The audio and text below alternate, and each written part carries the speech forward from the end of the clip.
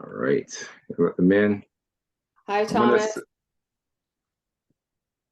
Hello, the Thomas Hassan. Hassan Thomas. I think that's Thomas. He goes by Thomas. Oh, Thomas? Hello, Thomas. Hello, hello. Hello.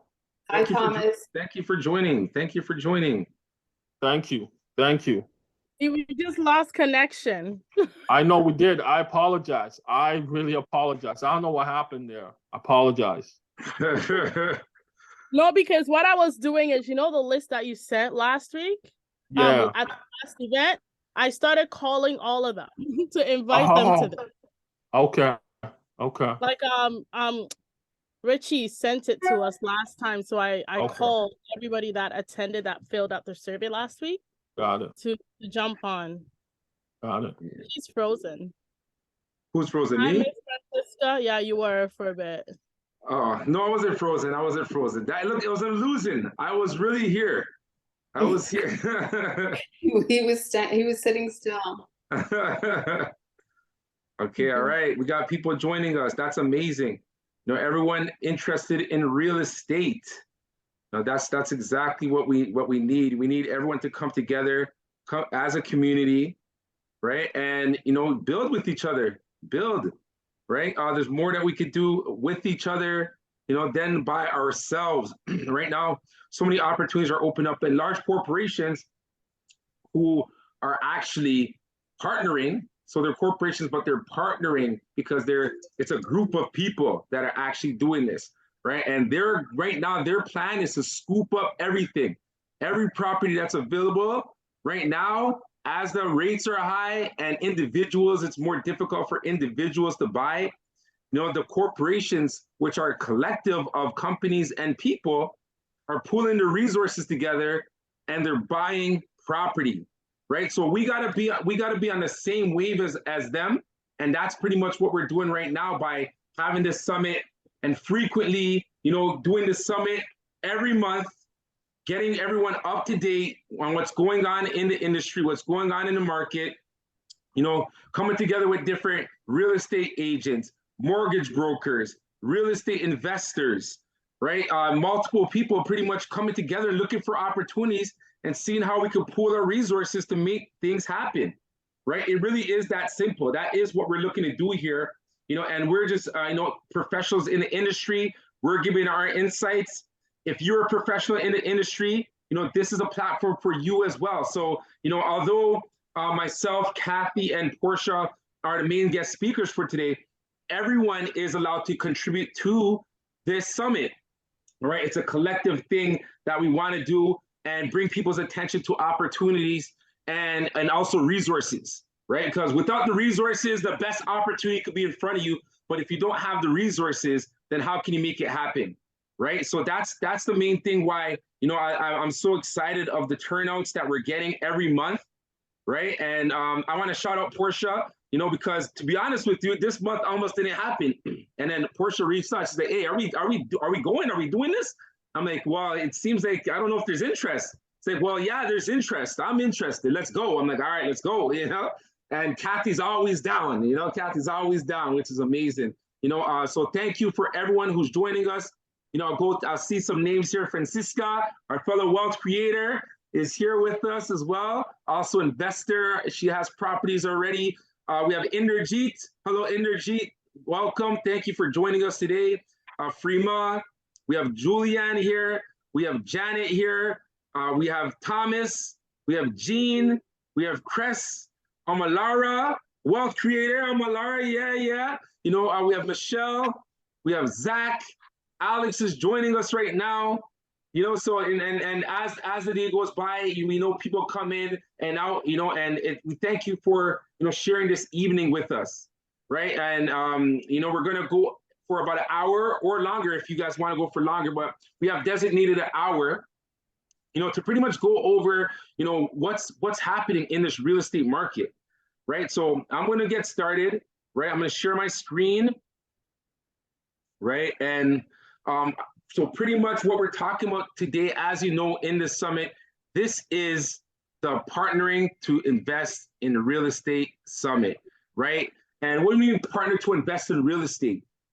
We mean this because right now there's so many opportunities that are becoming available, right? But the market's not as active as it has been, right? Last year, the average days of a house being on the market was about 7 days, right? And the reason why it's 7 days is because you have to hold off.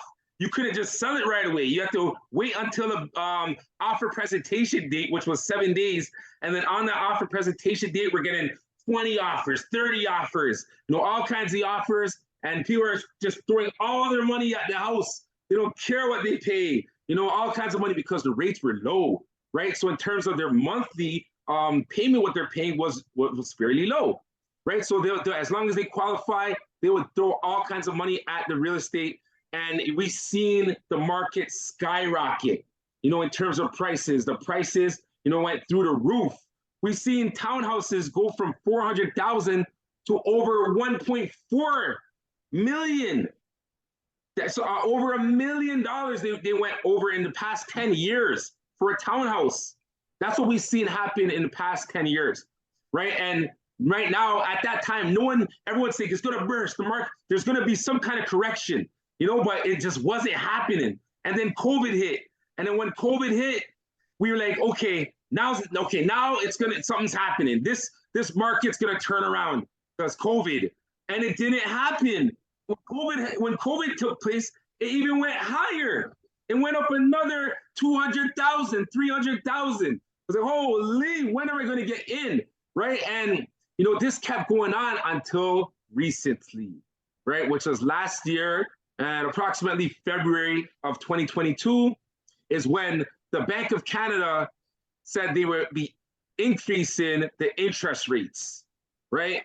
And when they increased the interest rates, there was still some activity going on because it was new. It was fairly new. But then the next month, they did another increase in the interest rates, right? Like a 0.75, right? So they're coming really aggressive, 0.75 on the market. And then they did another one. And this one, everyone was speculating, okay, maybe they'll go 0.5, 0.5, but they went 1%. And another 1%, they went higher. And then they went another 0.75, and then another 0.5, and then another 0.5. And then just recently, they increased it again at another 0.25. It's like, when are they going to stop increasing? It was like the prices before. We're like, when are they going to stop increasing the prices? Now it's, when are they going to start increasing the interest rates, right? And they're doing this to curb inflation, right? Because we see everything is costing more, right? We see, you go to the grocery store, you're seeing everything, all the items at the grocery store increasing in price. You go get a haircut, your haircut is costing more. Yesterday, I went to go order a meal at a restaurant, and that exact same meal, I used to pay like $20, right? And then me and my wife got the meal, and after I got the bill, and it was $75. I was like, what? Look, yeah, I ate. It wasn't even that big. I was like, I'm not eating here again. At least not for until the interest rates go down. So inflation gets curbed or something, but we see it all around, right? And we see all the prices of everything going. So something had to be done, and that's why the Bank of Canada was so aggressive, in increasing these rates, because they want people to slow it down, and it is reflecting in the real estate market. Right. As I mentioned before, the average days was around 7 days, but now the average days on the market is around 50, 60, 70 days on the market. Right. So that's a big difference. Right. And what we want to do is we want to still have everyone to position themselves so that they can still invest in real estate, because right now it's because it's on the market for so long, the prices are dropping. Right, we noticed a 10% decrease in pricing, right? And that 10% decrease in pricing, is within a few months, right? So people are standing back, and even right now, people are still on the sideline because there was another increase, right? And who knows, the next announcement may be another increase, right? And throughout this year, it may the rates may stay the same. There's a high probability that they're going to stay the same. You're not going to see any decrease in prices this year, right? If there is, that would be wonderful, but more than likely, you're not going to see that happen, right? What you will see possibly is just just no change, right? And it's staying at where it's at right now, right? So a lot of people are on the sidelines, but guess who's not on the sidelines? Investors, because as an investor, what we're looking at is numbers. We're looking at numbers and we want to see, okay, do the numbers make sense? Because if the numbers make sense, then we could go in and buy the property, because we know eventually the rates may go down or will go down. But even if they don't go down or they do stay the same, if we do our numbers and we see that, okay, there's opportunity here, we could still get cash flow, we could still make money in this deal, then it doesn't really matter what the interest rates are, right? How do you do that? You have to have resources. What are resources? People, number one. Money, number two. Why do I say people? Because if you don't have money, you could partner with someone that does, right? And in this email, if you register, we sent you a form for you to fill out, and that's what the form is for. The form is for us to know what your position is. What is your financial position? You know, maybe you have good credit, right? And by you adding yourself on title for a home will help, you know, get a better rate, right? Maybe you have some money that's to the side that you're just looking for the right opportunity, right? That you want to invest in. Maybe you have money, but you don't have enough money to get involved in an investment deal. You know, then we partner. You could partner with some other people that do have money, right? And you pull your resources together, and now you have that down payment to where you could do the math and you make a deal that makes sense. Hopefully that's making sense to everyone, and that's pretty much why, you know, we want to continue to have this webinar, and we want people to continue to participate, you know, and, you know, if you have a deal, we're asking you to bring your deal to the table, right? If you've seen a good opportunity, but maybe you don't have the resources for it, that's why we're doing this every month, right? So next month, bring it to the table, right? We're gonna open the floor after. If anyone does have any deal, whether you're a real estate agent or a mortgage broker or a real estate investor, a wholesaler, right? And you have a good deal that you could present to all of us, the floor will be open, all right? So thank you everyone for joining us. We have a great turnout. You know, we have over 20 people that are on here, you know, which is amazing, you know, and that's all it takes. You know, invite your friends to the future ones, right? And let's pull it together and let's make things happen. This is how to take advantage of the upcoming recession without spending a lot of your own money. Why do we say recession? No, whether there's a recession or not, what we do know is that there is a big cool down in the market. There's a lot of sellers that are in a situation where they need to sell because many sellers are coming up for renewal, and before they were getting low rates, 1.75, 2%, right? But when they're coming for renewal, now they're at 5.5, 6%, right? So pretty much their mortgage payments are doubling. Their mortgage payments are tripling. They could have been paying $2,000 a month, and now when they go for renewal, they have to pay $5,000 a month, right? So maybe that's not sustainable for them, so they need to let it go. And we're gonna be seeing that all throughout this year, right? We're gonna see more and more of it. So even if the Bank of Canada stops increasing the rates are still higher than they were. And a lot of people are coming up for renewal. So we're gonna see a lot of people in situations where they may have to let go of their homes. You know, it's an unfortunate situation, but at the same time, it's a form of service, because if we can help them get out of that situation without them having to default on their home, then, you know, at least they win in a way, right? And they get to walk away with something, you know, instead of nothing. So get into this presentation, right? As I mentioned, the form. So if you see the form that we have, I will put it in the chat area, you know, throughout this presentation, so that you have access to it and you can fill it out.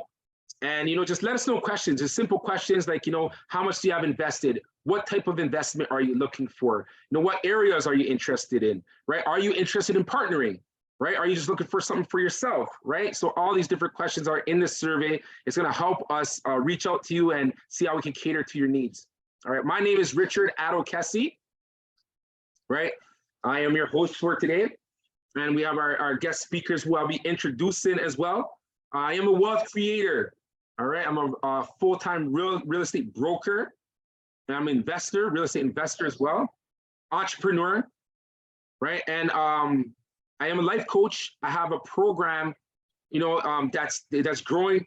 We have our wealth creators that are growing, which is the Mind Assistance Program, all right? And the Mind Assistance Program is based on the foundational principles of wealth creation. We have the Create Wealth Network, which is a network of like-minded individuals, you know, looking to build a foundation on wealth principles. You know, if it is something that you're interested, if you want to be along a community that is about wealth creation and is about helping you attain all your goals and your dreams, the aspirations that you have, you know, then enroll in our program. It's a 365-day program, right? So every day we're pretty much, you know, following up on each other. We're sharing our goals for the day, and we're following through the process of the map book, you know, which are infused principles of wealth creation, all right? And you can go check that out through the website, createwealthnetwork.com, right? And I'll also put that in the chat as well. And yeah, join our network.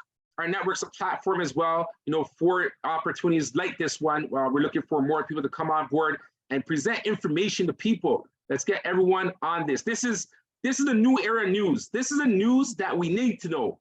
You know, the good stuff, right? The stuff that can actually help us all prosper in life. All right. And one of the laws, you know, that we teach in the Create Wealth Network is the law of polarity, right? And the law of polarity states that everything is, all right? Life is a collection of experiences, right? So everything that you're encountering in life is an experience, right? And as you're going through these experiences, you make a decision whether it's a positive experience or a negative experience, right? So everything is, you're choosing whether it's negative or positive, right? So if you're watching the TV news, then what we're talking about right now with inflation going on, right? And recession, as you're hearing on the news, you know, these are things to make people be in fear. They want everyone to be scared. So no one's moving, everyone's being stagnant, everyone's just fearful of what's gonna happen. You know, they're just piling up their groceries and, you know, going hiding in the bunker, you know, not leaving because this recession is happening, right? So you could choose. If we're going with the universal law of polarity, you could choose, is it a negative or positive? So you could either press the panic button, right? Or you could see the situation as a window of opportunity, all right?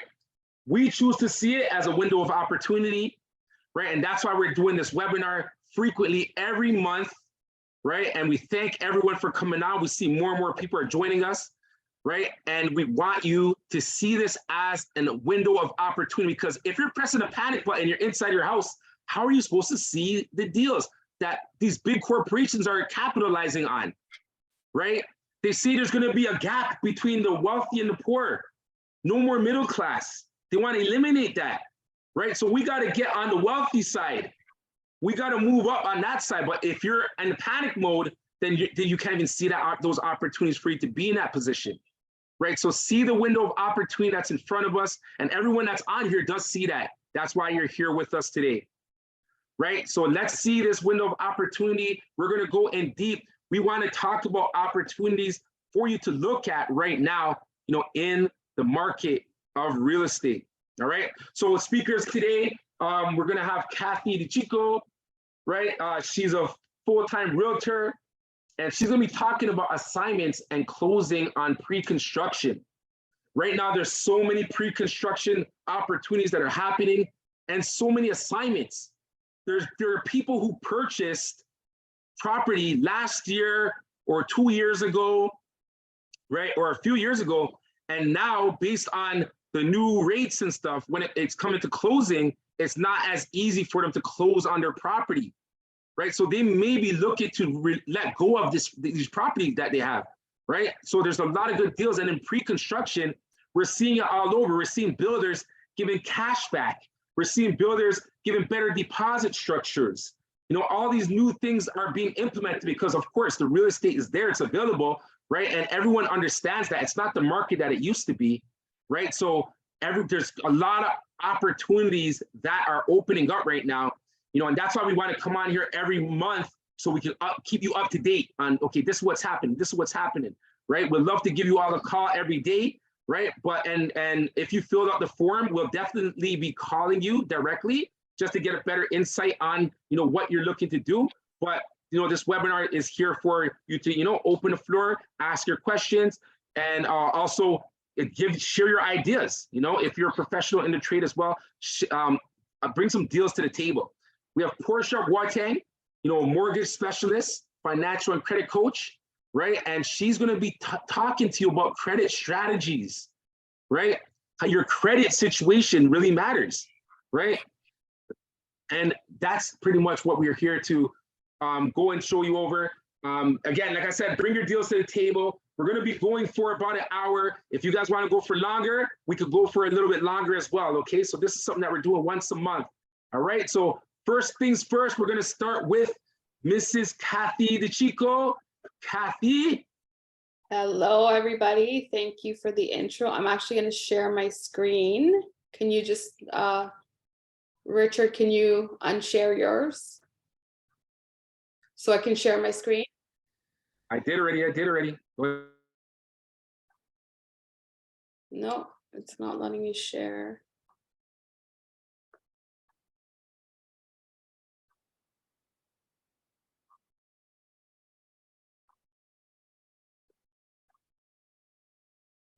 You should be good to go. You should be good to go. Try it again. No. I think you might have to make her the host in order for She is the host. She is the host. Yeah, I'm a co-host. Let me just see here. One participant can share. Hold on. The new Zoom update is kind of, we got to get used to. Yeah, it's not letting me. Sorry, guys. Well, yeah. While you're working on, if Portia, are you able to share your screen? Try it out. We could start with you if you want. There. Oh, there Okay. we go. Okay, Cathie's good to go. Did mine Cathie's good. work? All right. Good stuff. Okay, sorry about that, guys. So I'm going to get right into my presentation here. Present. So today I'm going to be covering assignments, and I'm going to go into the nitty-gritty, because as realtors, like, we think that everybody just knows things, and in reality, there's so many questions that people ask us, and we're like, oh, you know, this is something that we do need to explain a little bit better as realtors. Obviously, when we're during transactions and stuff, we explain as we go along, but for the general population, there's a lot of things that we have learned as agents that, you know, a lot of people ask questions. I did reach out to the people who attended last time, and this was one of the topics that they were interested in learning a little bit more about. So I'm going to get into that. My name is Cathie Decicco. Thank you, Richard, for the introduction. I'm a full-time realtor at RE/MAX Millennium. I have done multiple, maybe in the hundreds, pre-construction deals. I'm a wealth creator. I also follow the program, the MapBook program. So if you guys are interested, I'm a 5-year veteran of this program. Learn more. Richard's going to put the link in the chat. So definitely, if it's something you're interested in, it's an amazing program. So I'm going to get right into it. Let me just figure out how. So we're going to dive into assignments, what they are, why they're important, what to look for when you're buying, selling, or investing. So what is an assignment? So an assignment is a real estate assignment is a legal transaction in which the rights of a property are transferred from one person, the assignor, to another person, the assignee. Okay. In this type of transaction, the assigner assigns their rights to the property to the assignee, who then takes the ownership of the property. Okay. This type of transaction is often used by investors who want to buy a property, then quickly resell it. So this happens, I'm going to specifically discuss pre-construction because there are different assignments that happen.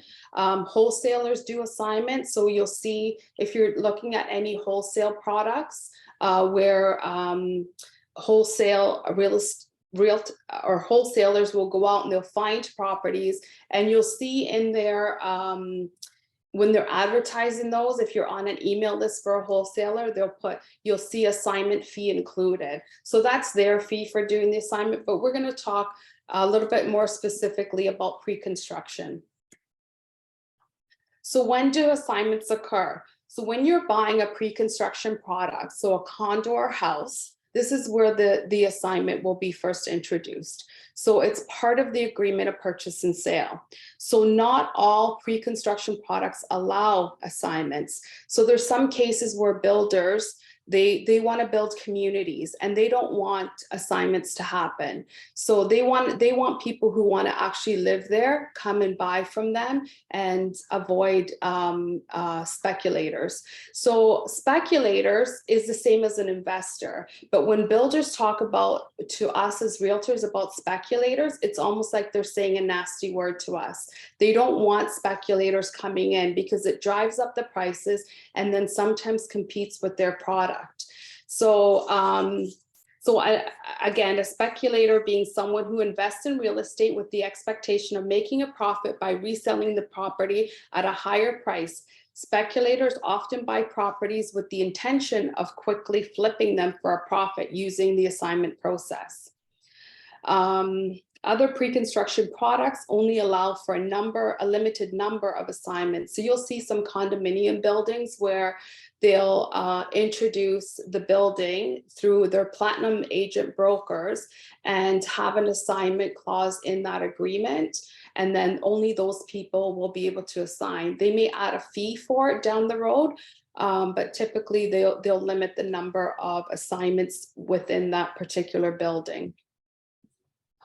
So I want to kind of go back to the buying process. I'm just going to move my screen here 1 second. So I'm going to go back to a little bit about the buying process. So when you're buying a pre-construction property, whether it's for an investment or for you to live in, having the assignment clause is really important. And the reason being is if you can't close on that property, you don't have an assignment clause, you're not only going to lose your deposit, but you run the risk of being sued by the builder for the difference in price should the market change and they lose money when they have to resell that property. They could also sue you for damages. So for them having to put the property on the market, generally through the MLS system, and having to pay a realtor to close on that transaction.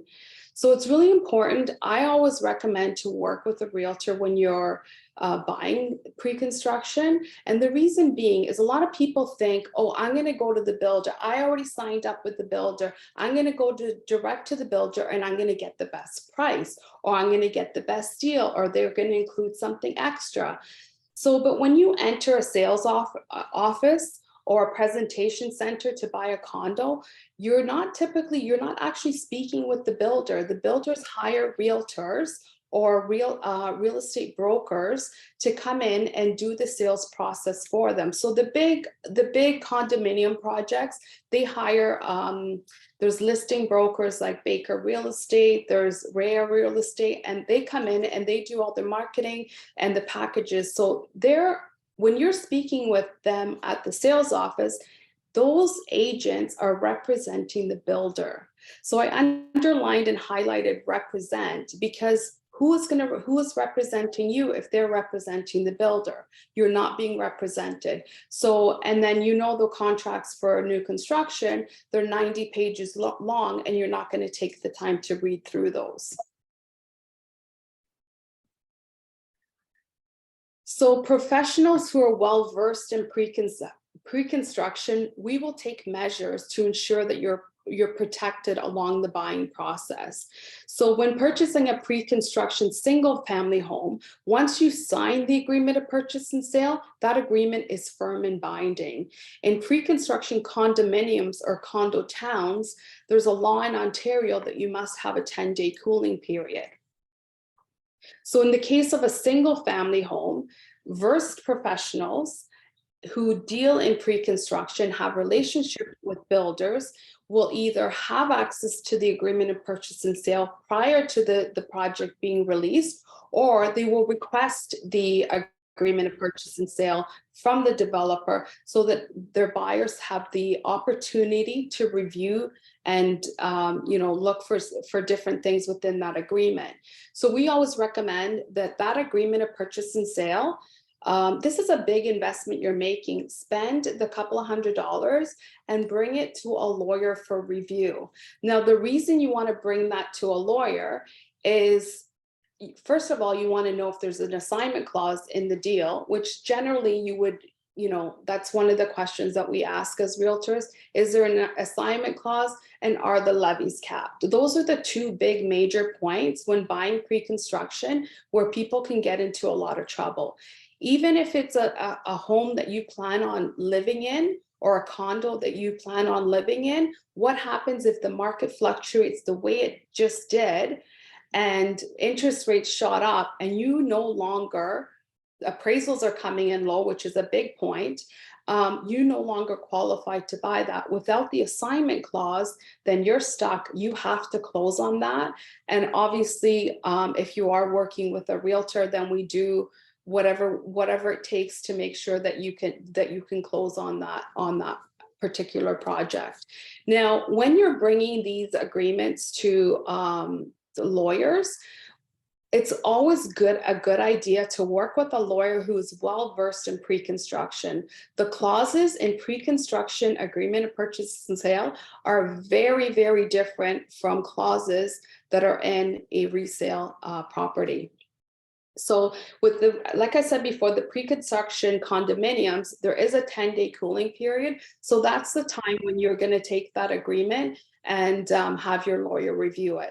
Some people say, oh, I'm not going to change anything, but there's certain things that you need to look at in that agreement. And again, your assignment clause, what are the details around that assignment? When can you do that assignment and all those details, but also like on levies and different things that need to be capped in agreements, like development levies.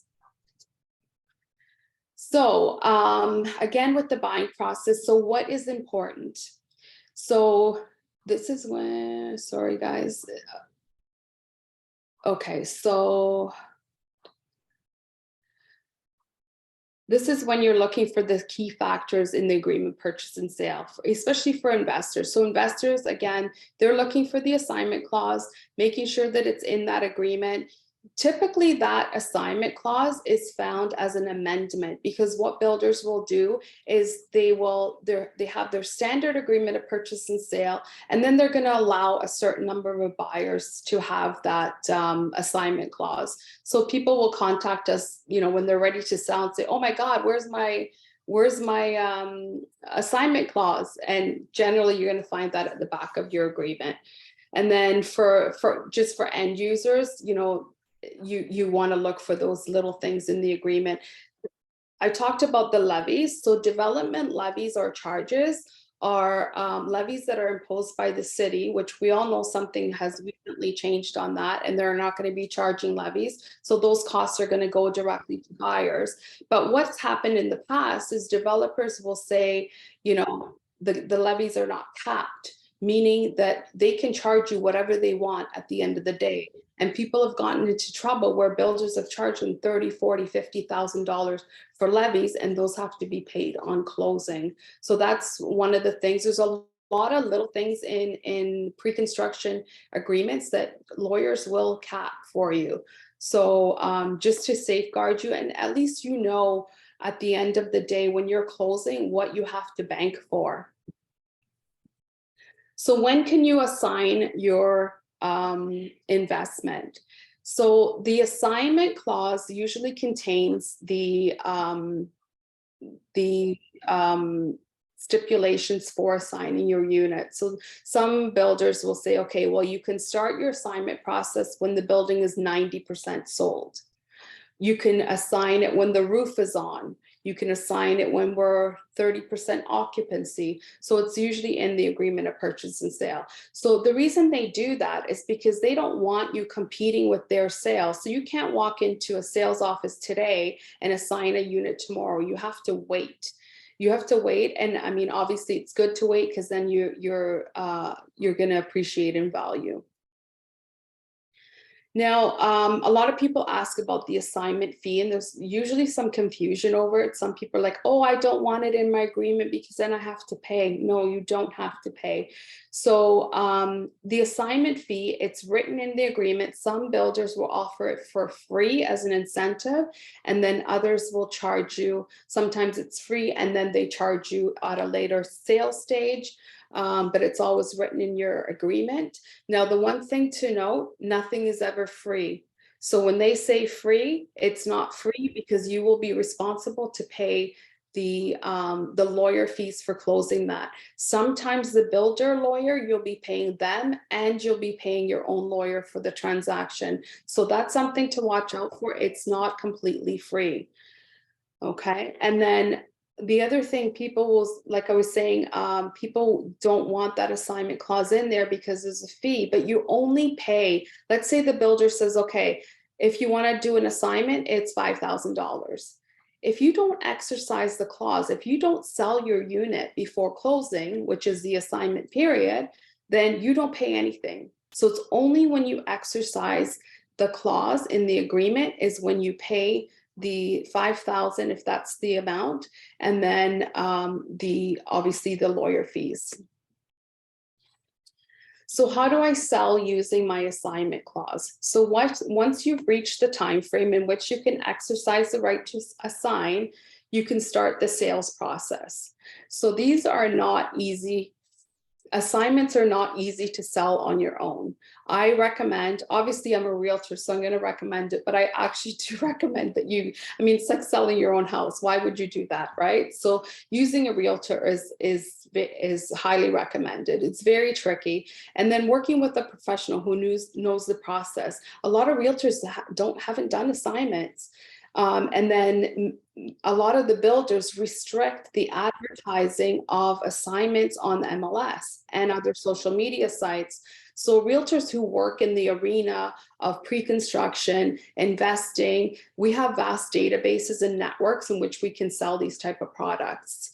Obviously, if you can't put it online yourself and a realtor can't, then you have to rely on those networks. We have behind the scenes off-market properties. We have hundreds and thousands of people in our database who are ready to pick up deals or get into the market. So, and then market values really do affect assignment sales. I mean, they affect real estate in general. We are seeing now, with the way the market has shifted, we're seeing properties being sold under market value.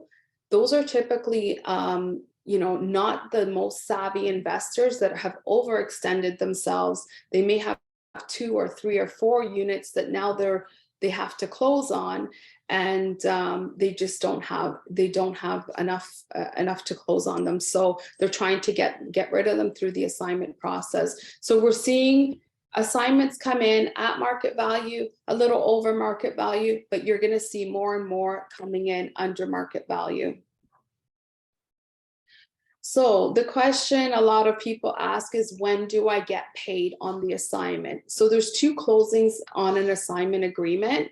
So the disbursement of the funds are really like a discussion that you have initially with your realtor. So let's say you have a pre-construction unit, you come to your realtor and you say, okay, I want to sell this. I want my profit up front. Okay.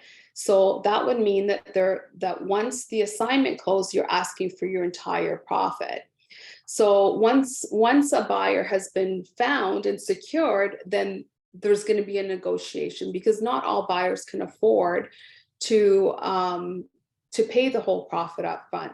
Savvy investors, they want their funds up front. They want their money. They've done their 2 years waiting. They're going to get their deposit back, and they're going to get their investment so they can move on to the next deal. Now, obviously, in today's market, people are being very flexible on when they're receiving that deposit portion. They're willing to wait until closing, just because there's so many assignments happening in the marketplace right now. So one-time investors, so you just bought, it's time to assign, very flexible, unfamiliar with the process. You know, the savvy investors are doing this all the time. They know the threshold, but you know, your one-time sellers, they're typically a little bit more flexible. And then, so the two closings, there's an assignment closing, and then there's the closing with the builder. So a lot of times, people will split the fee. So the amount that you've already paid for the builder, the seller will get paid on the assignment closing, and that date's usually determined by when the builder approves the assignment, which can take sometimes up to 3, 4, 5 months. Some builders are unresponsive. Some builders don't want to see the assignments happening. And some builders, you know, may want more money. We've seen that happen where they're like, you know what, you guys are making $100,000 in 1 year. I want an extra $20,000 for the assignment.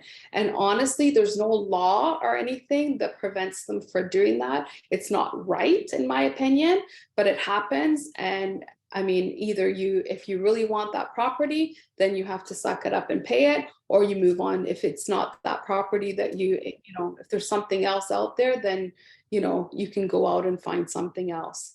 And then another thing that you need to consider, which I'm definitely not going to get into, not today and not tomorrow, not on the next summit, but is taxes and accounting. So that is not my forte. I'm a realtor. Capital gains, taxes. We have a couple of tax experts in the Create Wealth Network. If anyone's interested, then those are the people to talk to about those. Okay. So, and then just a little bit of caution. So definitely the assignment process can be very tricky. The paperwork is very tricky. It's very easy to make mistakes. I've seen lawyers make mistakes on assignments. So when you're selecting a professional to sell your assignment, then you want to make sure that they've actually done an assignment before. I've had some assignments where I've had a buyer agent who has never done an assignment, but I've done several, so I'm able to guide the other person so that the deal happens. And that's okay if one side doesn't really know, but at least one side really needs to know how to get this paperwork together and get it done. And same with lawyers, like check with your lawyer. Are they versed in pre-construction? Because really is very different from resale. The resale agreements are very standard. And the assignment ones, they're just a little bit more tricky. And most of the clauses that we put in to the agreements are very, very customized and put together by our legal team. So, and then a little caution on if you are buying an assignment, then you want to make sure that you understand what you have signed up for. So what are the closing costs? Are those levies capped? Was anything removed during the assignment process? Because oftentimes the builder will say, okay, well, we're not giving you the upgrades that the initial buyer paid for, or we're not going to keep the levies capped. So all those things you need to be very, very careful. And again, working with a realtor and a lawyer who's versed in pre-construction, then they'll be able to point these things out and work to get these things resolved. I've actually done assignments where the builder has given them another assignment clause. So the secondary buyer, the first buyer bought in the friends and family, the secondary buyer can still assign the unit, but that's very, very rare. So you want to really understand what you're getting yourself into. So that is it for me today. I hope I covered everything, but if anyone has any questions, I'm happy to answer them. All right, that's amazing. Yeah, so we're gonna open the floor. Cathie, when you're ready, you could start your share and I'll get this going on. So yeah, so Cathie, thank you, very informative. Cathie she specializes in pre-construction, right? So anyone, if you do have questions regarding pre-construction real estate, then please ask Cathie right now. It's the floor is available for you to ask questions. Right? Is there anyone that has any questions? Are hand up, or you could just unmute your mic? Oh yeah, I had my hand up. Sorry, I have a pre-construction condo that I bought in 2018. So it's supposed to be closing this year, August. So if I wanted to sell it on consignment, so what does a realtor, if you engage a realtor, what is their cost? What commission do they take on that? So typically, like it depends on a couple of factors. Standard is around 5%. So 2.5% is going to the listing agent and 2.5% is going to the buying agent. We've seen scenarios where it's a little bit higher. The work involved in assignments is pretty, like, I mean, we have to market, we have to telemarket and do a lot of creative work to get it sold. So you're looking at about that amount.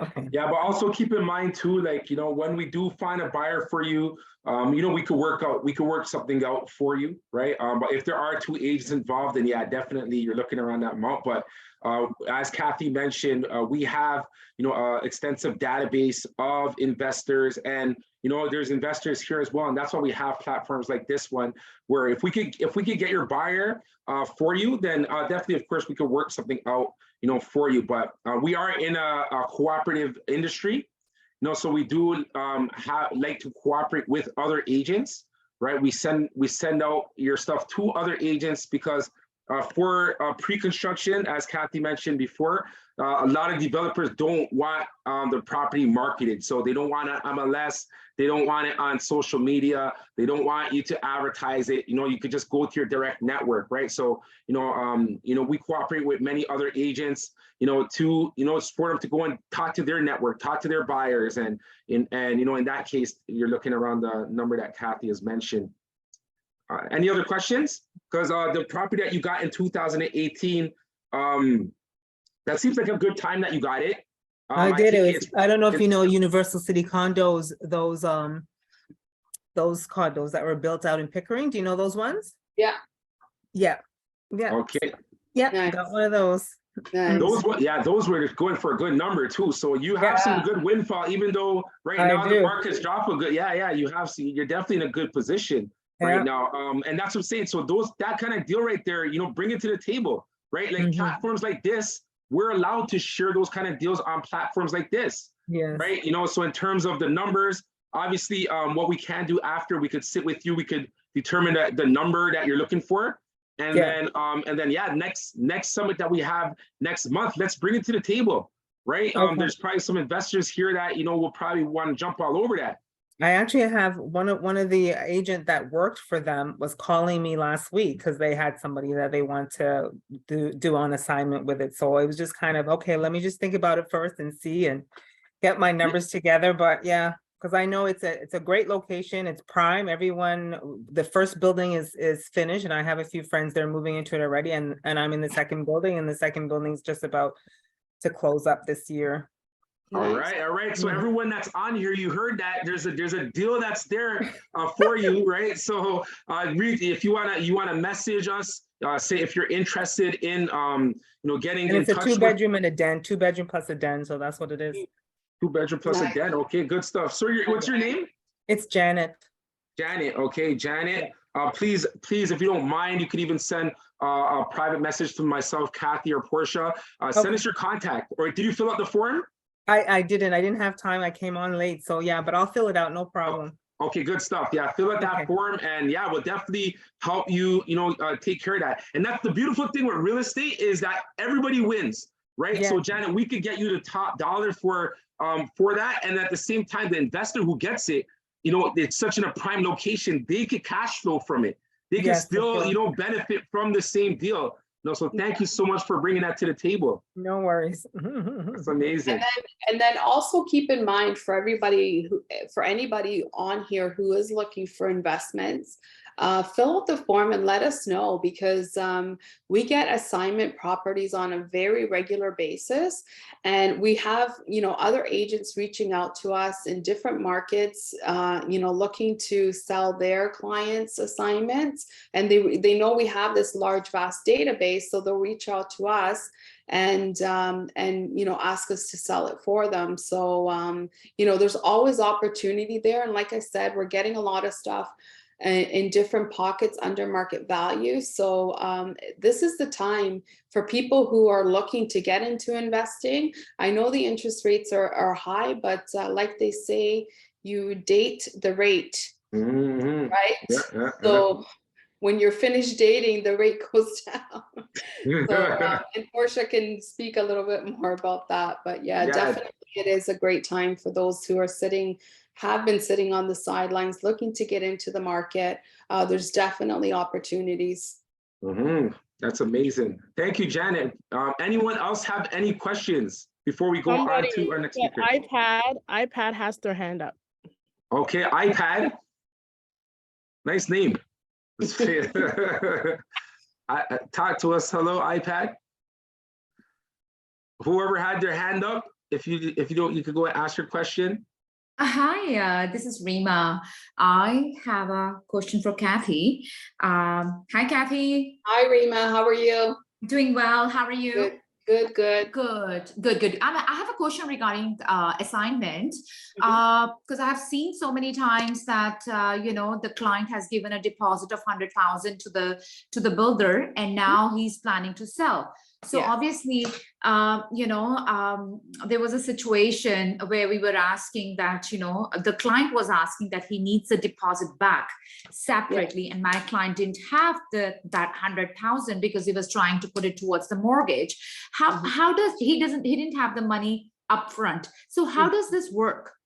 So that's really like the job of the realtors to negotiate that, because it's true, like a lot of people might not have it. So they may want to go to a private lender and loan that, get a loan for that money, and then work with their mortgage specialist to add that onto their mortgage.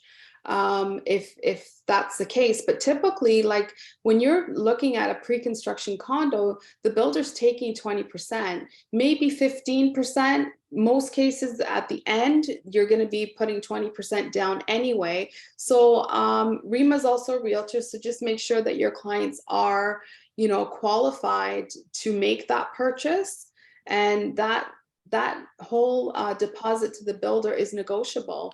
So it's really about just negotiating with the seller to, to wait for all of his deposit, because some people don't have it, or go to a private lender or work with your mortgage specialist so that you can, you can make the deal happen. Okay. And more and more people are willing to make the deal happen because they know there's a lot of product out there right now. So they're willing to negotiate that, but if it's a savvy investor and they want their money now, then, you might just have to search for another deal for your client. Okay. All right. Got it. But see, if we use private lender, then they have to pay more on that. But it would be for a short period of time, right? So that's more of a Portia question when it comes to lending. So, us as realtors, we don't want to mix ourselves up in that. So definitely you should speak with Portia. If it's like very specific, you can connect with her offline. But if it's general, then for sure you can just maybe ask in the group. Yeah, beautiful. It's good to share all this information, because people are going to run into these situations as well, right? And the beautiful thing with real estate, and being in this industry is there's always a way to make it work, right? And as Cathie was mentioning, if you go and you get a short term, you eventually could get a better rate, and then that will pay for the short term, and then your goal. It's all about strategy, and there's so many different lenders that are out there. You just use each lender. Everybody wins in this game, right? All right, that's amazing. Anybody, any other Great. questions before we go Thank to our you. next speaker? You're welcome. Thank you, Rima. Thanks for your participation. Hey, and this forum, that's what it's about. It's about everyone participating. If you have questions, you're thinking of things, please let it out. We know we have other professionals that are here as well. You know, don't feel that, oh, because there's certain hosts that you can't speak out. If you know the answers to some of these things and you have like a strategy, or if you are a lender that's on here as well, feel free, unmute your mic and, you know, let our people know. You know, we want this to be a forum, you know, for everyone to get the right information that they're looking for.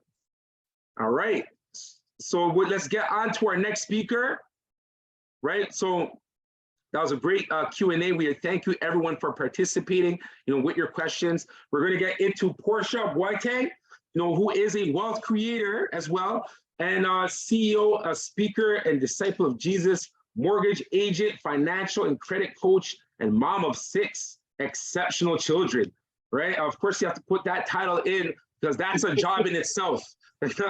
So thank you so much, Porcia. You know, please take the floor. And I'm gonna give you the rights to share your screen. Okay, you're way ahead of the game. Go ahead.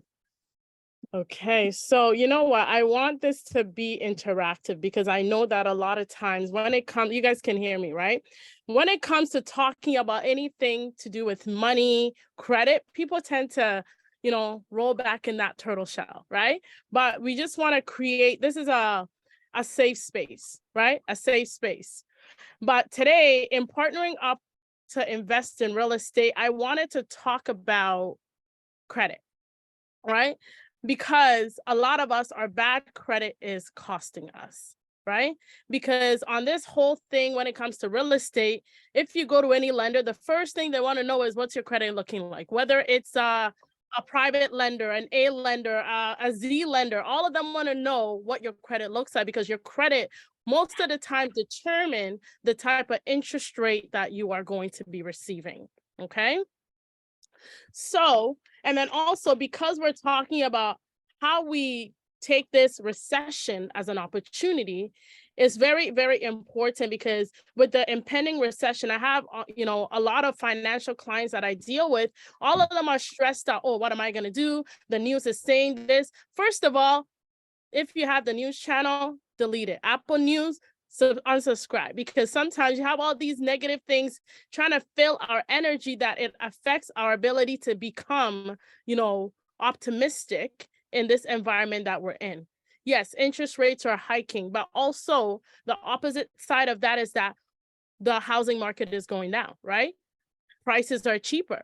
Maybe a house that you wanted during COVID, right? It's less, even though the interest rate is higher, you're probably going to end up paying the same price that you would have paid back then because now the cost of that house is less, right?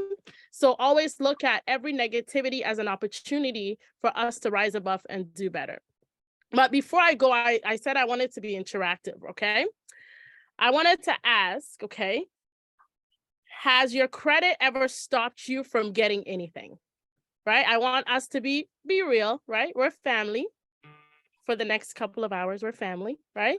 So put a 1 in the chat if yes, and a 2 in the chat if no.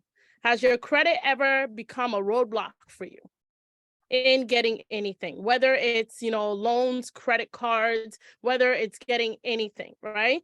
And the reason why I'm asking that is because we have to start to realize that credit is power, right? But in order for us to address whatever concerning our credit, we first have to start where we are, use what we have, and do all we can to make sure that we can have the things that we need, right? Because to me, I see credit as the greatest tool you will ever have when it comes to building wealth. You know, the rich people created the credit system to benefit them in creating wealth, and that's something that we can borrow from them to be able to leverage, because I don't know anybody that has $1 million in their bank account to go and put down on a house, right? But credit allows us to be able to leverage other people's money to be able to get the things that we need, whether it's your phone. A lot of us have our phones on credit. A lot of us have so many things on credit, right? So it's important for us to take care of our credit. Okay. So who am I? Portia, like he already gave my background. Yes, the biggest job I have is that I'm a mom of 6. It's not easy, right? Y'all pray for me. I say that all the time because it's not easy, but all of you guys pray for me and ask that God gives me strength. But that's the biggest job that I have, apart from also making sure that I am creating a space where I'm not only helping my children, right? I'm not only helping my legacy do better, but I'm also want to be able to help other people, right? The next generation, so that they can do better. Because, you know, I always say that if the next generation is ever going to survive, it's up to us. It's not up to them. It's up to us. So we have to make sure that we do the right thing, because I don't know about you. Growing up, we used to hear all these young people and all these young people, but then all these grandmas and grandpas never sat down to think that, okay, maybe these young people are not on the right path because maybe you did not create a space for us to do better, right? Because they did not know, they passed on what they knew, and then now it's up to us that we stop it so that we can, cut all the ties so that our next generation can do better. Okay. So what is my mission? My mission is to provide financial education and knowledge to ensure equitable access for those left behind from our economy across Canada, right? But the greatest goal that I have is, I see that when it comes to money, when it comes to finances, it has really broken the family unit, and it has broken our homes, right? Because our homes have, the biggest cause of divorce has to do with finances, right? And then sometimes I had a client who came to me because she was going through a divorce, and before the man, I guess, before the divorce was final, because they had things together, he made sure he destroyed her credit before he left the relationship, right? So he left her with a whole thing of bad credit, and that ended up her having to lose her home, having to lose so many things. So we want to make sure we have authority when it comes to our credit. Don't ever put your credit in anybody's hands, right? Your credit is your credit, so you got to make sure you fix it, okay? And these are some of the services that I provide. I do everything, right? If you have any question, I probably have the answer, right? I'm not only, limited to these resources that I provide, but if you have anything, connect with me so that I can help you, and not just help you, but help you set up your legacy in the right way. Okay, so now, the last time we met, we spoke about the 6 steps to financial independence.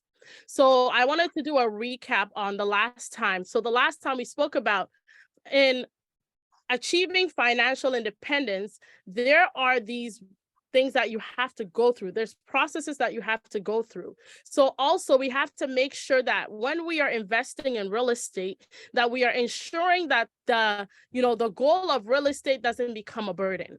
And how do we avoid that? We have to make sure that we're putting things in place foundationally to make sure that we have our cash flow in check, we're managing our debt. And even when you have this property, right? You might have your principal property, you might have, a property that you're renting out, right? Do you have an emergency fund for both properties? Because in the event that, we're not saying that something is going to happen, but in the event that maybe your tenants stop paying, right?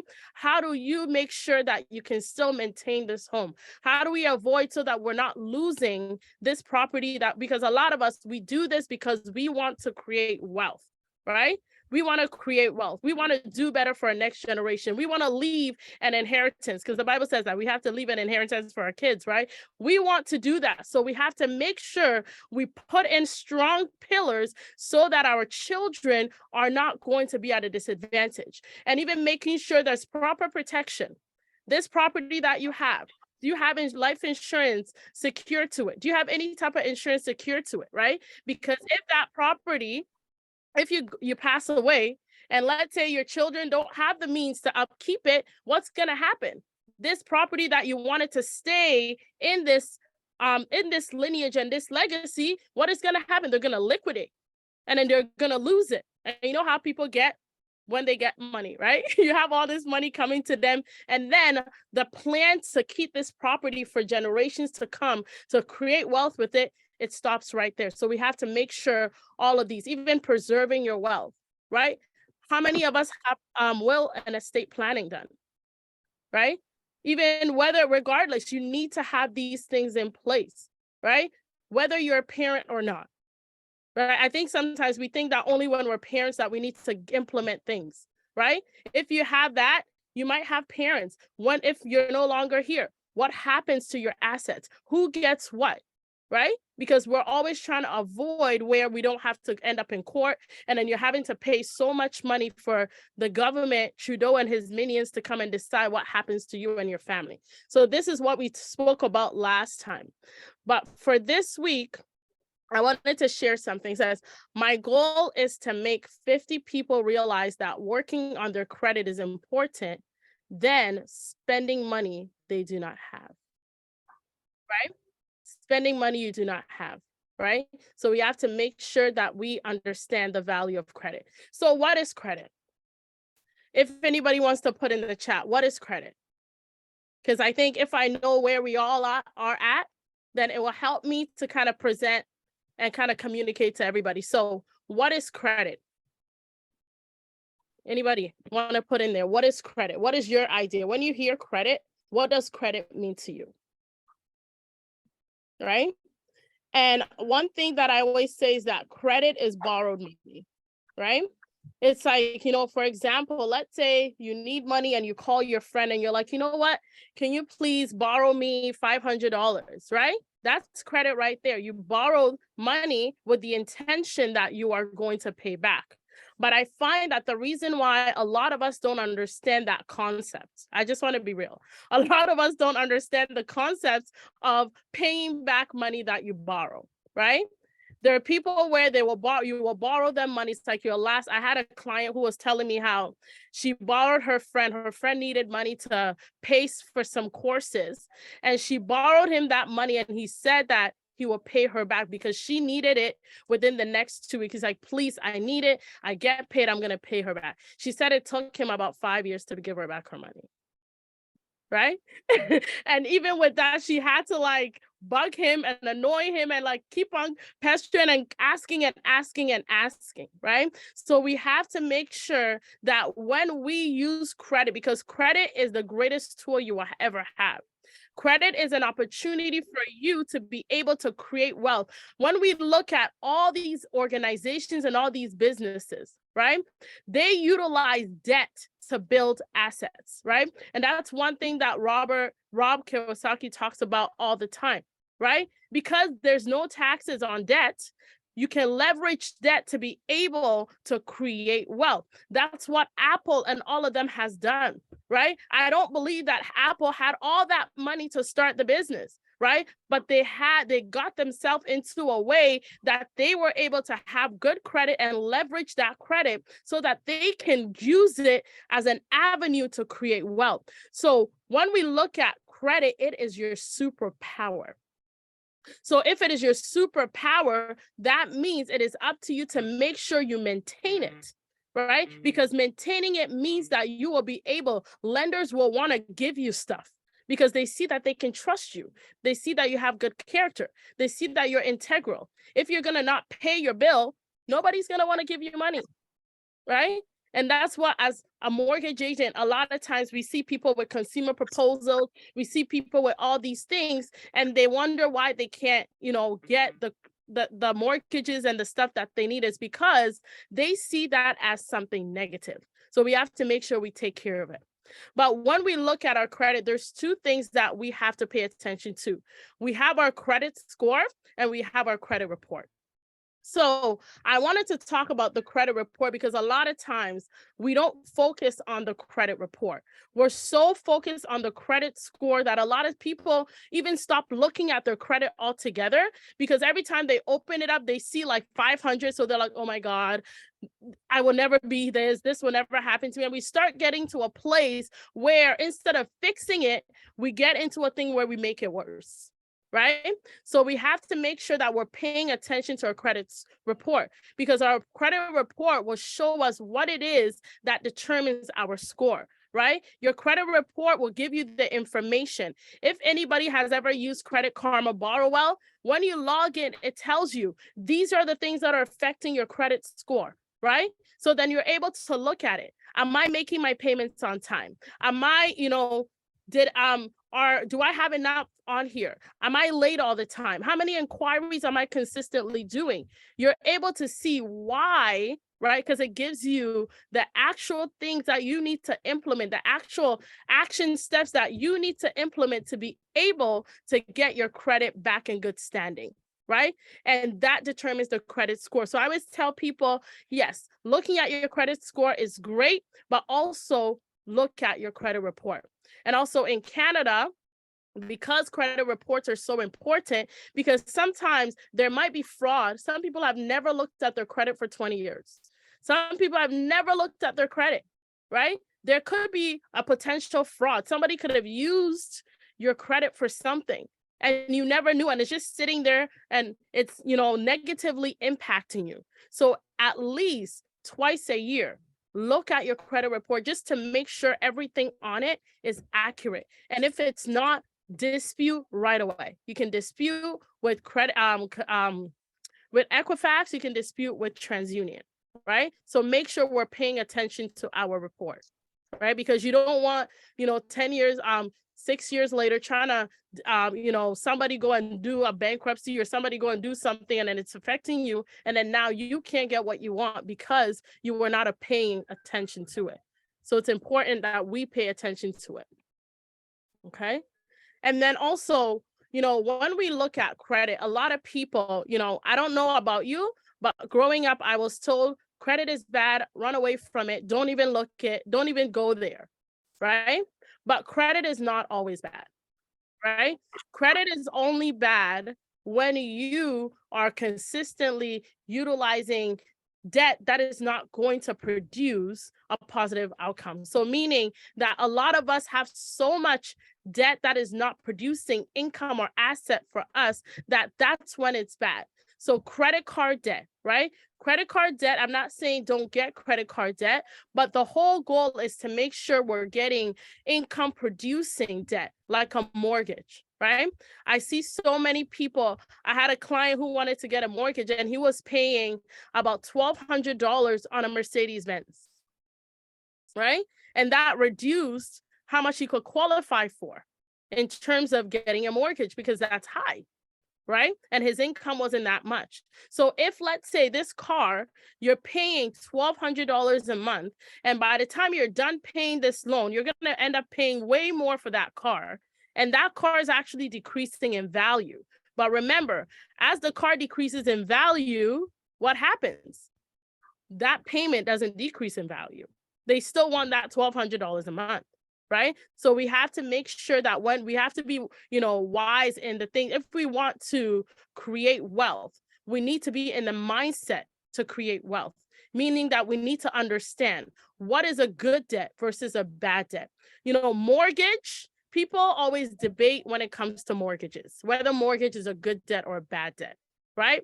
We all know that mortgage, if you are living in that property, right, it's more of a liability because you're the one that is paying, right? But here we are talking about income generating assets, meaning that if you have an income, a property that is generating income because you have tenants in there, now you are actually utilizing this mortgage as an avenue to grow wealth, because as those tenants are paying the mortgage each month, right, the equity is growing, right? The equity is growing, plus you're not even having to pay the mortgage, right? So we have to make sure we understand what is good debt, what is bad debt, because that mindset and that understanding will help us to make sure that we're making better decisions when we're getting it, right? I meet so many people who have bad credit because of payday loans, right? Payday loans have destroyed so many people's credit. Right? So we have to make sure that we are conscious of all of those things, making sure that we're understanding how money works, understanding our finances better. Even if you don't know, telling somebody that you need help is not a sign of weakness, right? It's not a sign of weakness, it's a sign of power, because you are actually seeking the help that you need, right? So let's make sure we get ourselves in a place where we understand what it is that we're doing. Okay, so how is your credit score calculated? Okay, there's 5 categories, and a lot of people don't know this. There's 5 categories that your credit score is calculated. You know what? The best thing I ever did for myself was when I learned about these 5 categories. I remember when I started working at 𝗵𝗿 Bank Montreal about 7-8 years ago. I left that place so long ago. But when I started working there, I remember my credit was so horrible. I was at like 400 credit score. And the worst part of being at 400 credit score is, you know, I was a lender, making decisions, approving credit cards and loans. And me here having bad credit, I used to laugh at people. Okay. I used to laugh at people who had bad credit because I'm like, okay, I'm gonna decline you because your credit is so bad, right? But one day I was doing that and a voice in my head said, but look at you. You're laughing at them, but look at you. What are you doing to fix your credit? So then I started to really start studying, how are the banks really making decisions? What are the categories that the banks are using? What are the things that the banks are looking at when it comes to credit? And what are some of the things that I can use for myself to get myself in a better credit position, right? And that took me on a journey to studying credit. And every time I studied it, I implemented. Right? There's one thing to seek knowledge, but there's another thing to actually apply the knowledge, right? And I think now we are learning that, you know, knowledge is not power. When you apply it, that's when you actually get power. That's when you actually get to really transform your life. So I started taking on these things and I realized that to fix your credit is so easy. Study these 5 categories and you can utilize that to fix your credit. And that's exactly what I did. And in like 18 months, I went from 400 to almost 900 credit score. I went from $1,000 credit limit to almost 20,000. And then the banks kept on begging me, right? Because the worst thing you can do is to be calling, oh, can I increase my credit limit? Can I increase my credit limit? Because when you call them to increase your credit limit, what is happening is that they do a hard inquiry. And a hard inquiry is going to affect you. But imagine if you fixed your credit, if you got into the mindset of the banks and fixed your credit, they will start to beg you to take an increase, right? And that's the best, when they beg you, right? I love when the bank will send me a letter. Oh, we just increased your credit limit.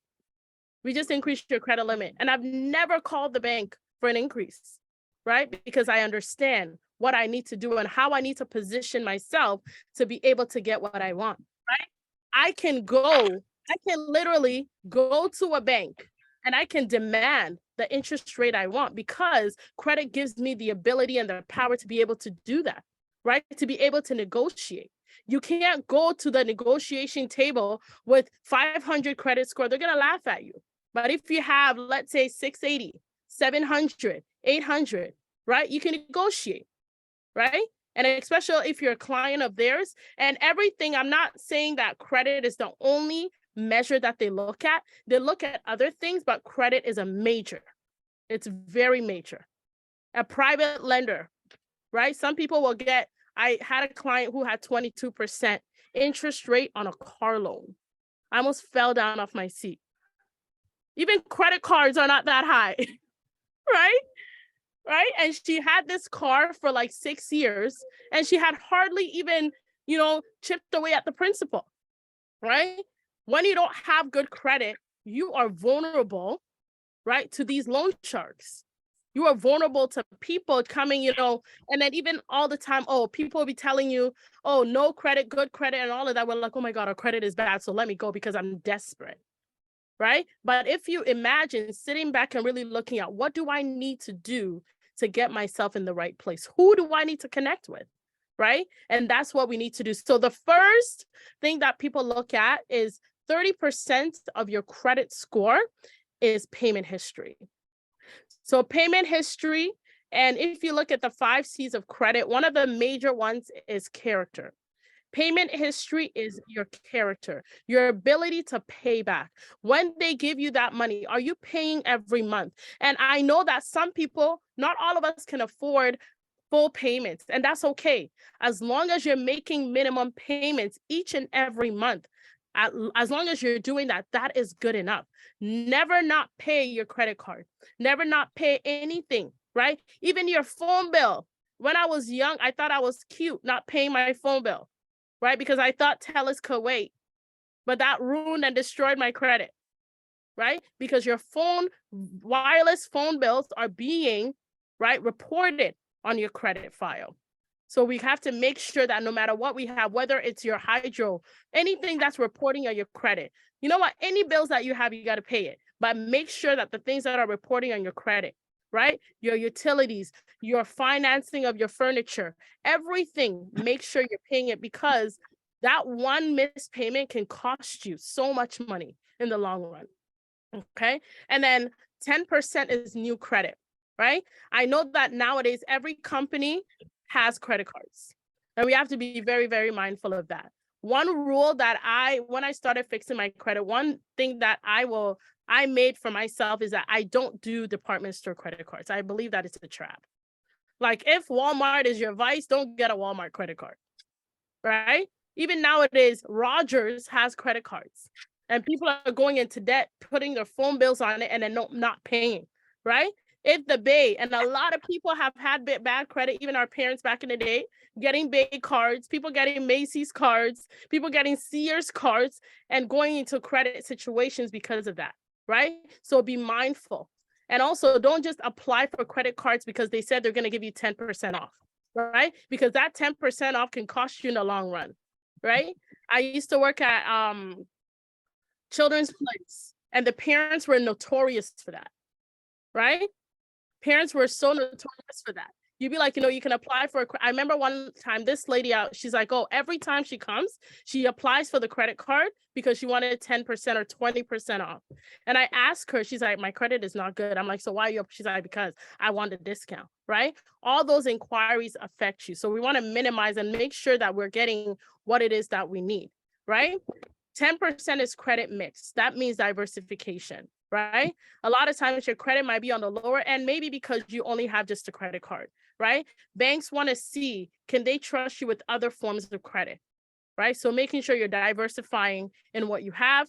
30% is utilization, and that's what affects most people. Most people have, low credit, not because they're not paying their bills, it's because they're keeping a higher balance. Even if you're making full payments, right? For the people on here that are making full payments each month, your credit you might probably not be benefiting from that full payments that you're making because your credit utilization is high. So make sure that by your statement print day, by the time your credit is being posted on the credit companies, you have to make sure that you're bringing it below 30%, okay? 30% utilization so that you can benefit. I use utilization, and that helped increase my credit, right? And then 15% is length of credit history. The longer you have credit history, the better it is for you. Don't cancel credit cards, right? Don't cancel credit cards because you want to go from MasterCard to Visa. Contact your company and they can always update and change that for you. Okay, so credit allows you to leverage mortgages, utility services, furniture purchases, business purchases, technology. Now we see all companies have financing. Even Apple has financing. There's cars, there's student loans and all of that, right? So make sure that you fix your credit, okay? And then also some tips that I wanted to give in terms of fixing your credit is, like I said, make sure you understand the categories. You understand the 5 categories of credit, because if you understand it and you use that, right? You use that to fix your credit, I can guarantee you, especially utilization, you bring your credit utilization down 30%, you will see such a huge jump in your credit, right? So let us make sure that we understand, because everybody should have good credit. Good credit will open doors for you, right? We always talk about it. And I know the real estate people on here, credit will open doors for you. Credit could be, having good credit can save you thousands, hundreds and thousands of dollars in the long run. Imagine having like a 5-year mortgage, right? And because of your credit, your interest rate is higher, right? And even a lot of people end up spending so much more money because of their credit, they have to go to alternative lending and pay lender fees. I've seen people pay $200K in lender and brokerage fees, right? Because they did not fix their credit. So let's make sure we fix that, Okay. And then also another quote that I wanted to close off with is that each generation will reap what the former generation have sown. So the question to you is, what are you sowing into the next generation? What are you doing now? And what are some things that you can change to make sure that your kids and your generation and generations to come can benefit from the good seeds? Because I say that, I want 30 generations, right? I want 30 generations to be eating from the moves that I make today. So what moves are you making, and how are you pivoting yourself to make sure that they do not inherit the bad habits that we have? Because we will only teach our kids what we have, right? So if we start to change and start to understand, then we'll be able to help them in the long run. Okay. So today, if you have your phone, I have some things here. I have some workbooks that you can get a copy of. I have a credit workbook. It's kind of like a credit journal workbook that you can use to really track and understand your credit and track how your credit is pivoting. And I also have a 12 simple no-cost ways to repair your credit, right? And these are resources. They're free, right? These are resources to everybody in the network today that can benefit from it. Utilize it, right? Utilize it, and you see by the end of the year how much your credit can change, or even 3 months. Utilize it, challenge yourself in 90 days, even less than 90 days, right?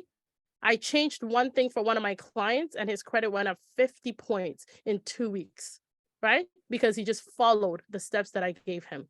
So utilize it, track your credit. Track your credit. And every time you take the action to bring up your credit, celebrate, right? I don't mean celebrate by going to get something big on your credit card, but celebrate, right? You can go get a Tim Hortons or something, but always celebrate every milestone, right? I'm not saying go get a car, right? Go get a $1,200 a month car, right? But celebrate, right? Celebrate every success that you have, okay? So I will leave it for... right? So this is the end of my presentation. If you want to connect with me, not even if you want to, you should connect with me. I just wanted to say that, okay? You should connect with me, right? You should connect with me so that we can get you on the right path. Like Richie said, I'm a mortgage agent, I'm a financial coach, and it's so important that, I have my daughter, she was like 5 over there. She's 13 now, but I always have my kids whenever I'm doing meetings and everything that I have, because I want to remember what it is that I'm doing, because everything that I'm doing is for them.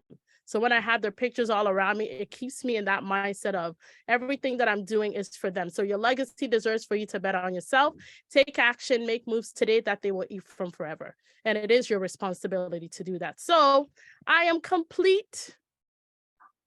And we can have Q&A, Richie. All right, that's amazing. Thank you so much, Portia.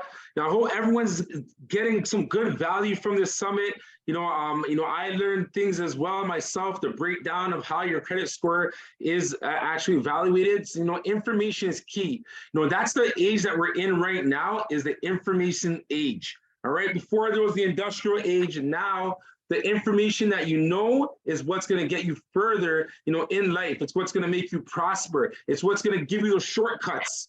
All these little things that you're looking for, they're available for you right now. Just get the information. The information's right here, and that's what we have. So if anyone has any questions for Portia, please ask your questions. Is there anyone you could raise your hand? You could unmute your mic. Please. Anybody have any questions before we get on to the final segment of this session?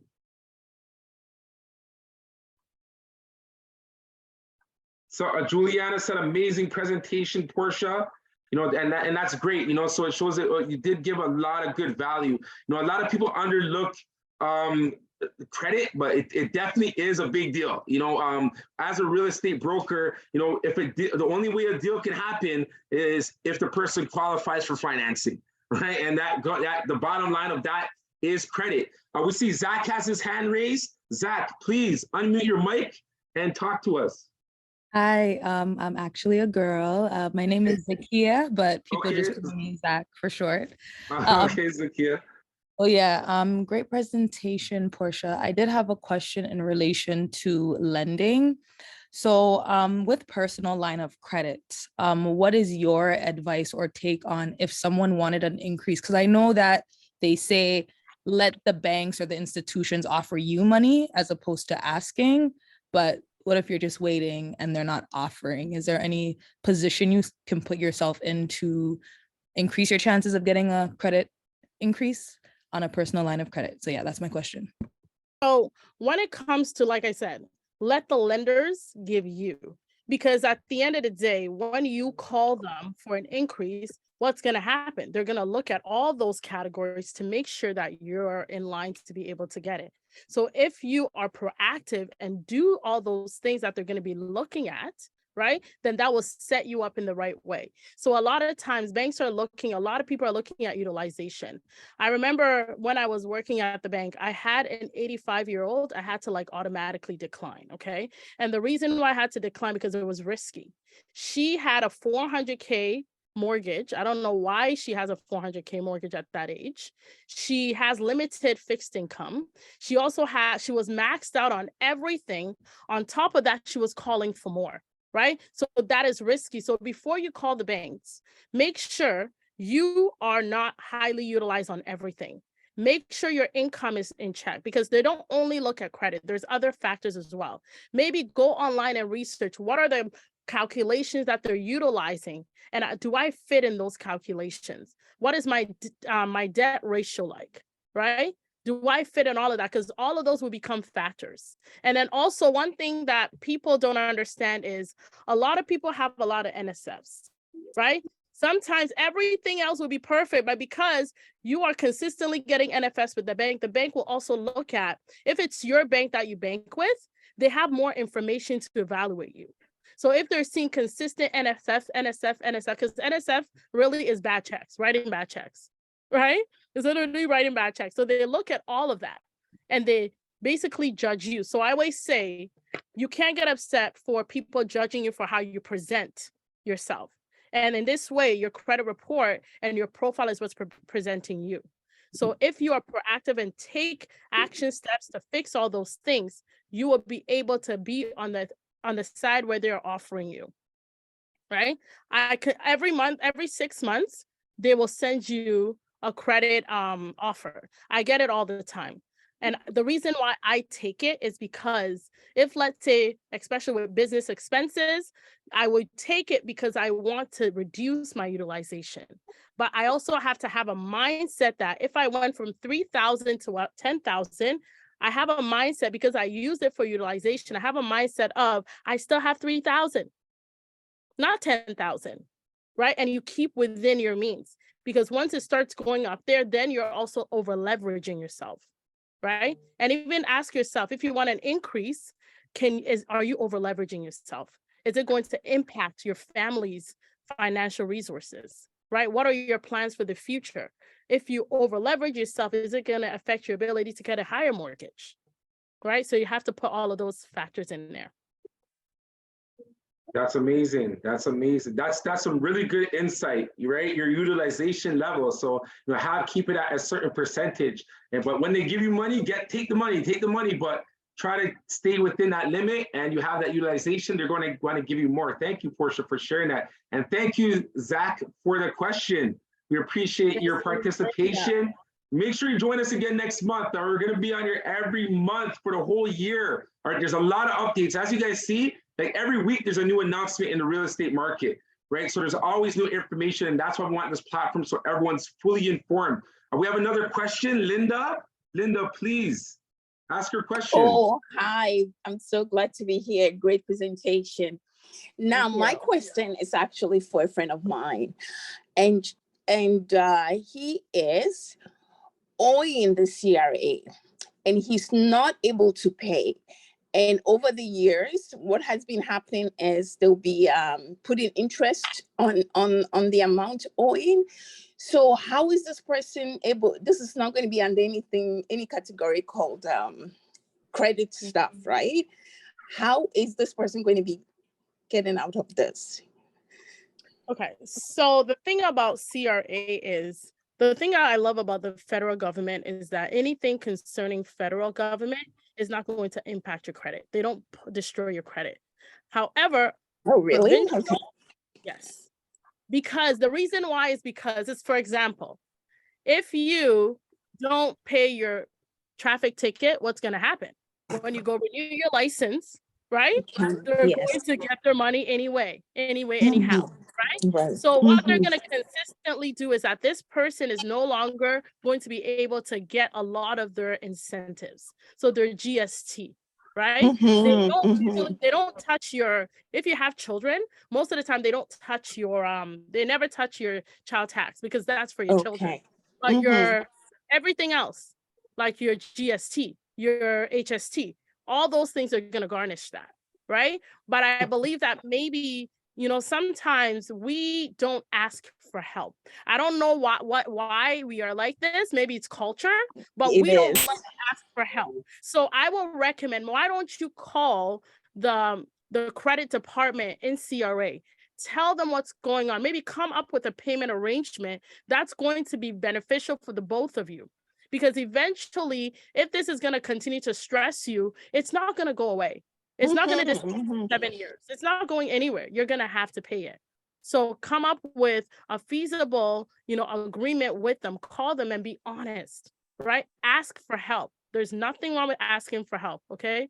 We don't like asking for help. So tell him, call them, tell them, you know what, maybe I can do $50 a month. Right? Maybe you can tell them, you know what, this is my situation. Is there a way that we can stall the interest?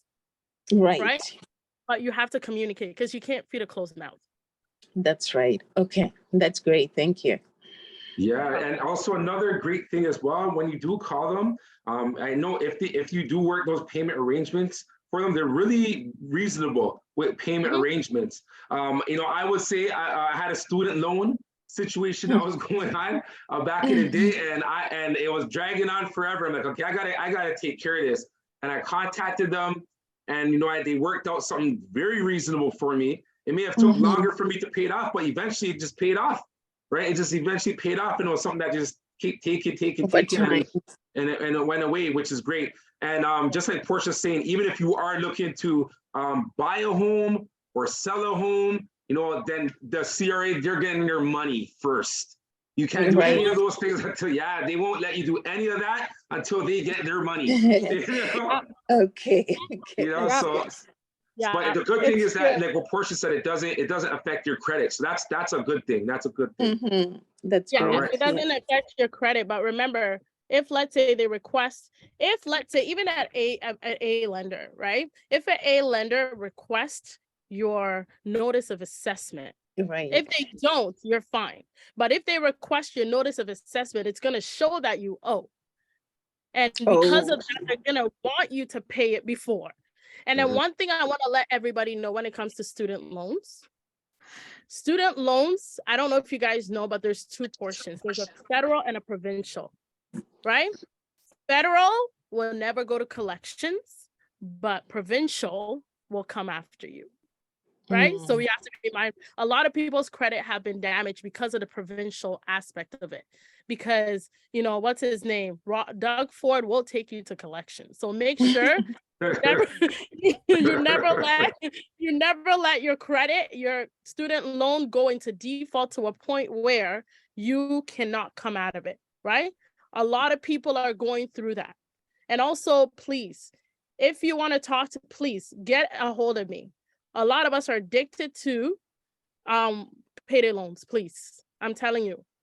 And we never read the fine print because we need the money now. We need the money now.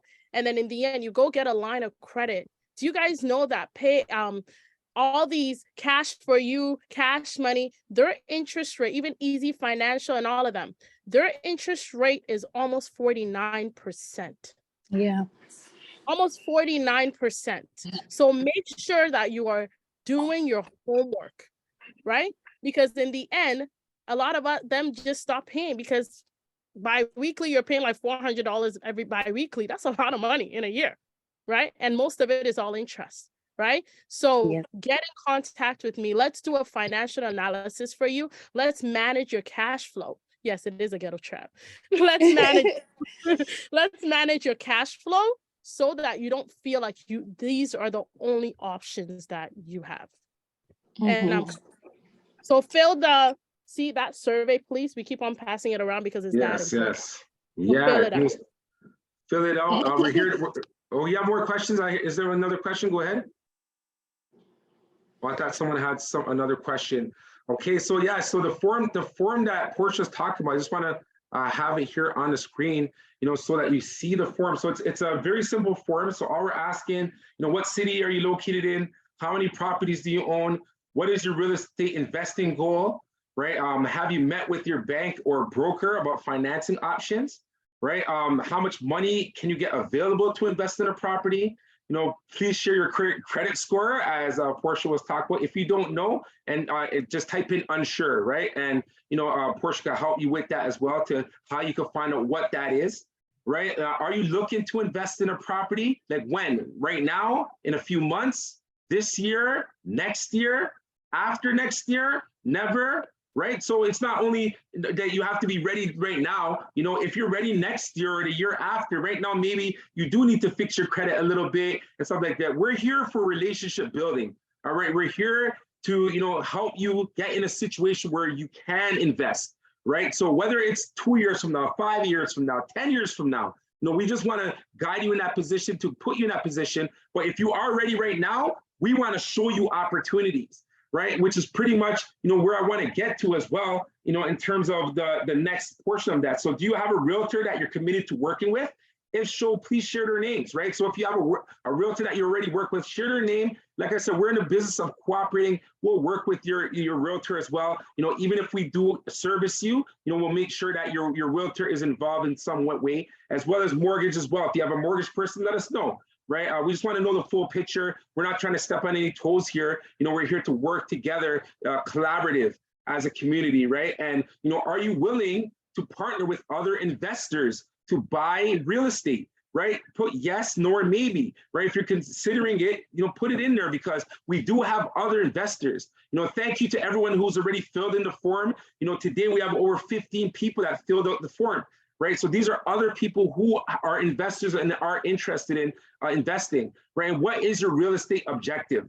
All right, is it to own a property for yourself, to secure property for your children, to get rental income, cash flow, to flip properties for a profit, invest your money into something that can give you a higher return than a bank, right? Is it for you to make use of your home equity? Maybe you have a home right now, you've never used any equity, and maybe you're nervous in terms of what you want to put it in, and you need some guidance. We can help you with that. Increase your real estate portfolio, right? You want more doors, you want to invest in condo projects, multi-family properties, commercial real estate, pre-construction, if you're looking for VIP access, if you're looking for partners, right? If that's one of your objectives, you're looking for partners, you have some money, but you don't have the full amount to put down and you need partners, let us know, right? Or if you're just here for the education, just let us know, right? And at the bottom, if you have deals to bring on the table, please bring your deals on the table. We can present them, and this is a platform, for you, right? So right before we sign off, I just want to go into a strategy that right now I'm working with, a few of my clients on, right? And this strategy is working right now in this market. So I want to share it with everyone that's here right now, because there's a lot of opportunities, especially right now. Houses are sitting on the market, so list price is no longer the price. Before, when you see the list price, the sold price was always more. But now, how the market's going, the list price, there's always less than what the list price is, right? So this investment strategy, what I'm doing, and I'm sharing with many of my clients, I would love to share with you, anyone who filled in a form, I would love for you to look at this as well. Right, and because it's working, I have a client that we just secured a property last week. I have another client that's actually closing on the same property in 2 weeks on Valentine's Day. They close on a property, which is with the same strategy that I'm going to show you right now, right? And the strategy is to go find a freehold duplex, all right, something that has 2 kitchens, okay, with 3 bedrooms upstairs, 2 or more bedrooms downstairs. Right, and what we're going to do is we're going to check the comparable rents in the area. All right, what are the comparables renting for in the area? Right, and then from then, what we're going to do is we're going to run the numbers. Right, we're going to check the income and expense of the property. Right, and then we're going to see, okay, how can we add value to this property? All right, so I just want to go quickly and just show you an example of what I'm talking about, right? So here, this is a realtor database MLS. So, we have access to all this information, and, all these houses are really put in the criteria, all right? So these homes that we're looking, and depending on the area that you're interested in, right?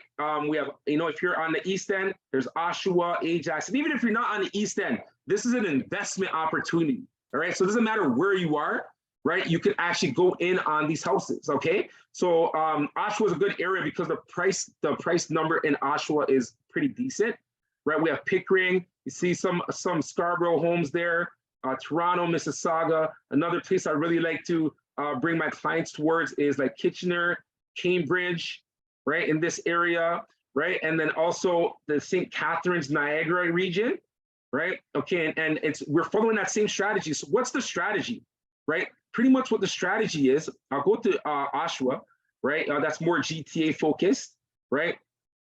So what the strategy is right now, like I said, all these list prices nowadays are no longer the list price. These are now it's the new market. The prices have changed, all right? So as we see this property right here, right? 269 Central Park Boulevard, it was originally listed at $950,000, all right? And they brought it down to $699. Okay, and even with the $699 price point, there's a high chance that it will sell for less, right? It's going to sell for less. But let's just say it was selling at the $699 mark. All right, it has what we're looking for. Look, it has 3 bedrooms upstairs. It has 2 bedrooms downstairs. Right? It has 2 kitchens. Right, 1 + 1. Right? Why is this property so key? Because right now the rental market is increasing. Right? The rental market. You guys can see my screen, right? I just want to make sure everyone can see my screen, right? Okay, good stuff, right? So rental market is booming.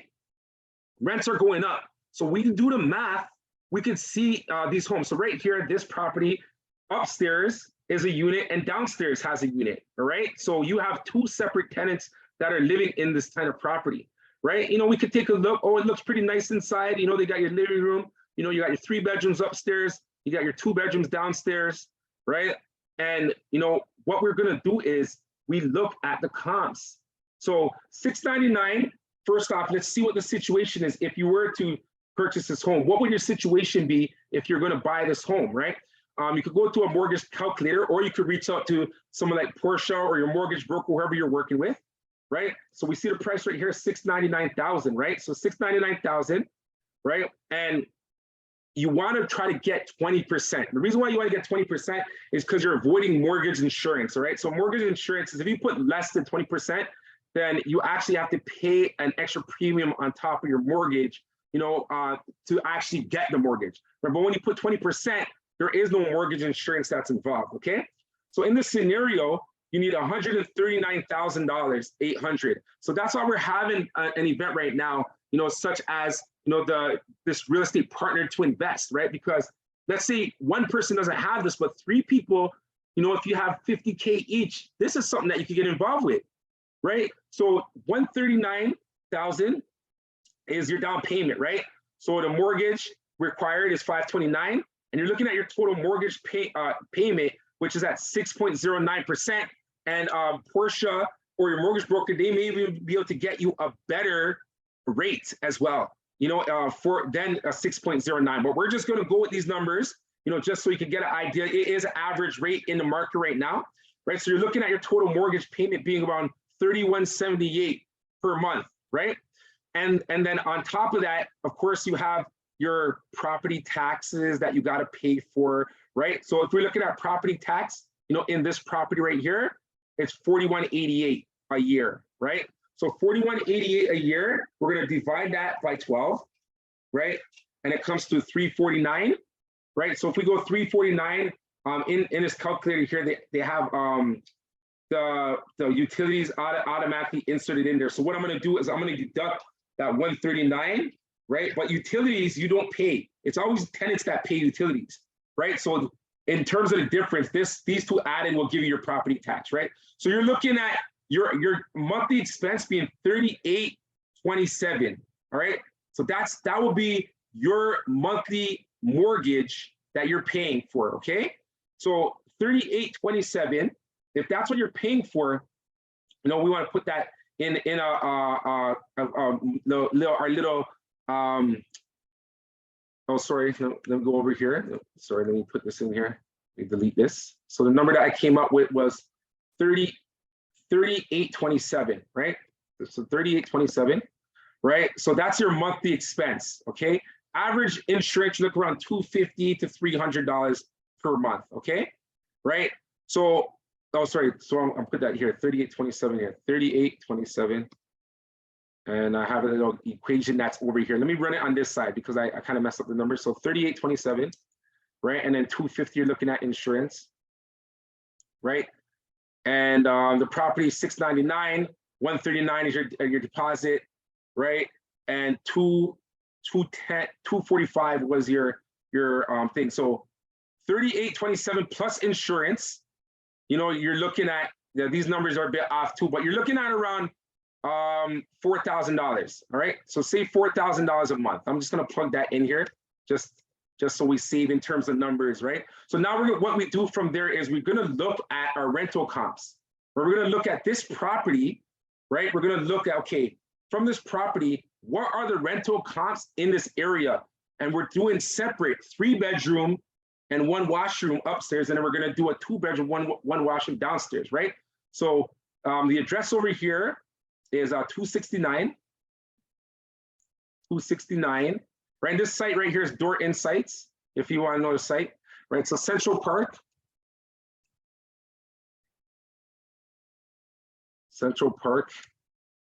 Okay, their Boulevard, this is the property right here, right? We're looking for a 3-bedroom, 1 washroom, right? And what it's gonna do, it's gonna find you, the properties that are close by in the area and what they've rented for.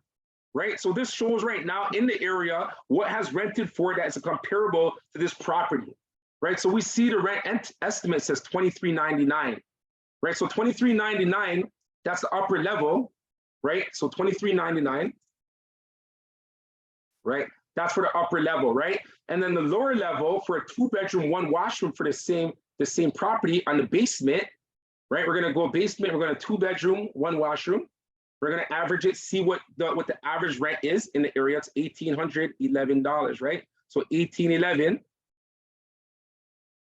right?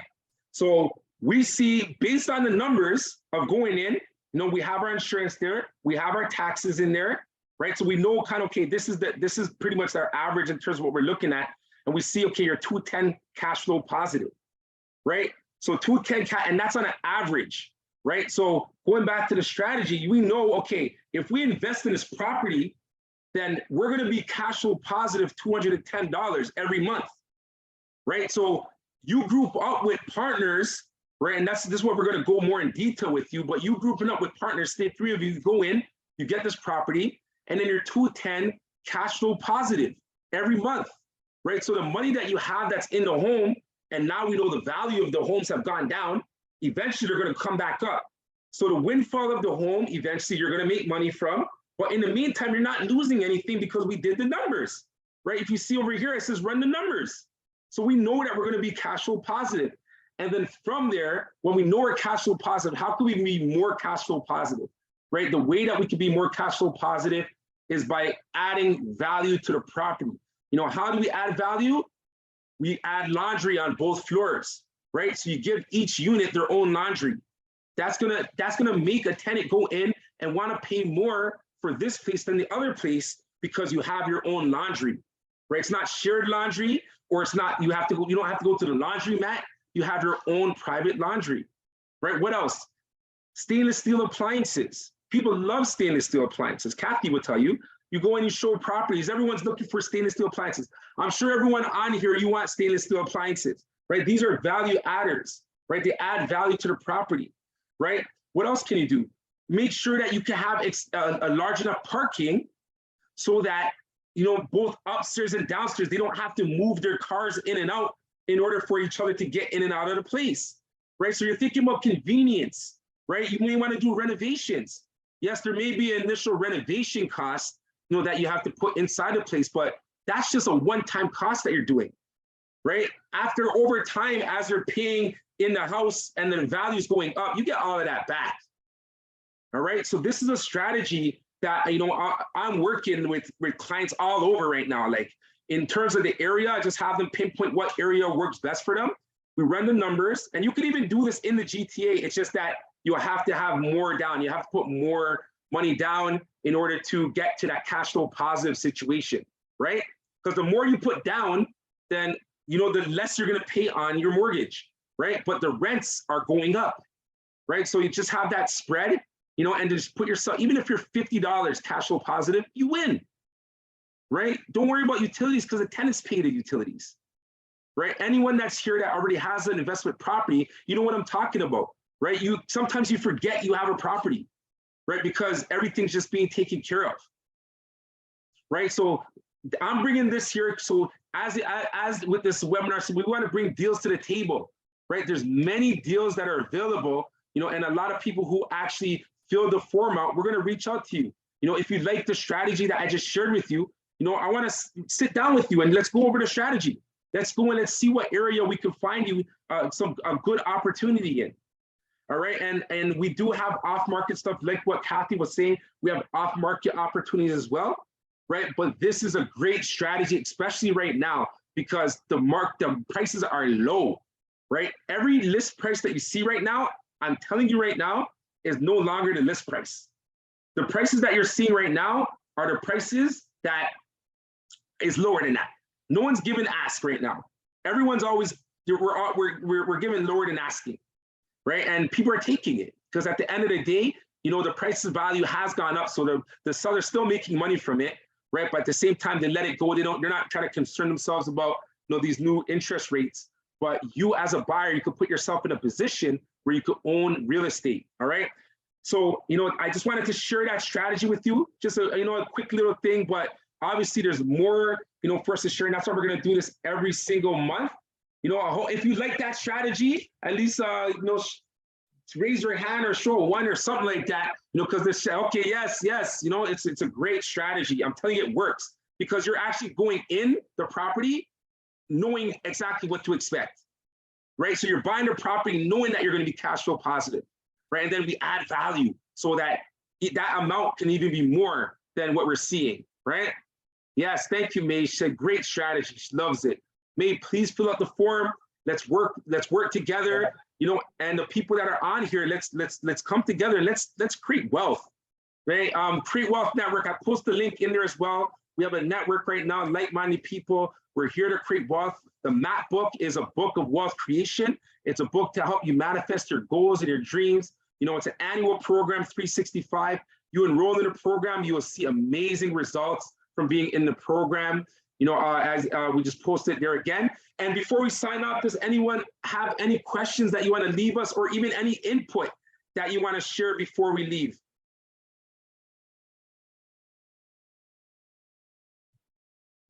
Okay, I guess everyone's good to go. Okay, Cathie, go ahead. I'm gonna just add here, if anyone has a topic that they'd like us to cover in a future summit, you can either type it in the chat or send us a message. We're happy to cover any content that you guys are, you know, you want us to cover. If we don't have the expertise, we'll reach out and bring in a guest speaker to touch on any topic that you guys are interested in. You know, different industries. There's different people that real estate is so broad. There's commercial real estate, multifamily real estate. You know, there's so much different things and so many different opportunities. You know, and with the resources, when we have people coming together like this, then the opportunities are limitless, right? So God bless everyone that has tuned in today and stayed till now. We appreciate you so much. We hope to see you again next month and every month this year. You know, get the information, invite friends. You know, get them on board as well. All right. So thank you so much, everyone. Have a great night. Thank you so much. That was fabulous. You're fabulous. Yeah, we'll stay in touch. Okay. Yes, most definitely. All right. God bless everyone. Bye. God bless you all. Thank you. Thank you.